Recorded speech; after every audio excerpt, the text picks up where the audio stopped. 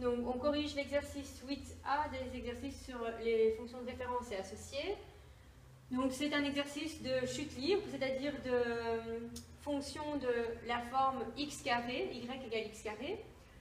Donc on demande de représenter la fonction d égale 1 demi gt carré, qui est la formule de la chute libre, avec g qui est égal à 10 mètres par seconde au carré, c'est une chute libre sur la Terre, puisque sur la Lune, g vaut 1,6 mètres par seconde au carré. Donc, je viens d'abord remplacer g par 10, ça fait d égale 1 demi fois 10 fois t carré, c'est-à-dire d égale 5t carré.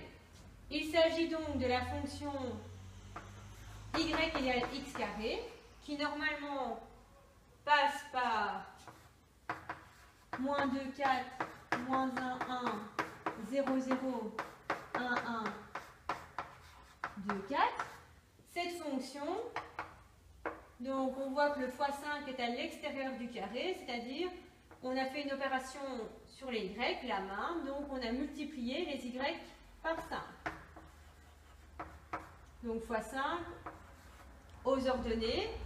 Comme le temps et la distance sont toujours des valeurs positives, on n'a pas besoin de la partie négative de x carré. On multiplie donc uniquement les ordonnées de ces trois points-ci par 5. On obtient 0, 0, 1, 5 et 2, 20. Donc on a la moitié de la parabole. Donc, en abscisse, on met les valeurs du temps. En ordonnée, on va mettre la distance, le temps en secondes, la distance en mètres. Donc ici, j'aurai 0, 1, 2, et en ordonnée, je vais choisir une autre unité. Donc, je vais mettre 5, 10, 15, 20. Donc après 0 seconde, 0 mètre. Après 1 seconde, on a parcouru ici 5 mètres. Et après 2 secondes, on a parcouru 20 mètres. Donc, on a bien la moitié de notre parabole.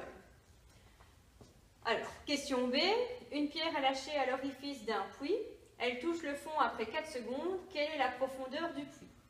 Donc, ce qu'on vous donne dans l'énoncé, c'est le temps. Et vous devez trouver la profondeur du puits, c'est-à-dire la hauteur ou la distance parcourue par la pierre. Donc, D égale 5t carré. Mais on sait que t vaut 4 secondes. Donc on remplace t par 4. Ça fait 5 fois 4 au carré, donc 5 fois 16. Et donc 80 mètres. Le puits a une profondeur de 80 mètres. Petit c. On laisse tomber un corps du sommet de la tour Eiffel qui fait 314 mètres de hauteur. Et on demande la durée de la chute. Donc là, c'est simplement l'exercice inverse. Ça veut dire qu'on donne la distance et qu'on cherche le temps.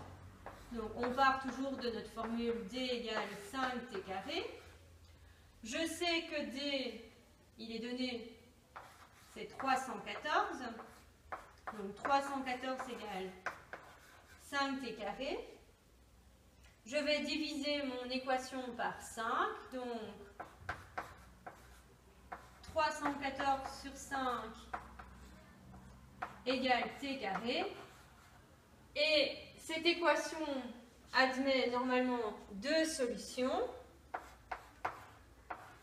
qui sont plus ou moins racine de 314 sur 5. Mais on n'oublie pas que le temps est une quantité positive. Donc ici, on peut rejeter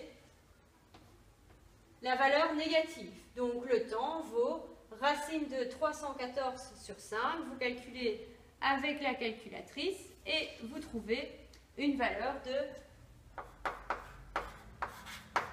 7,92 secondes.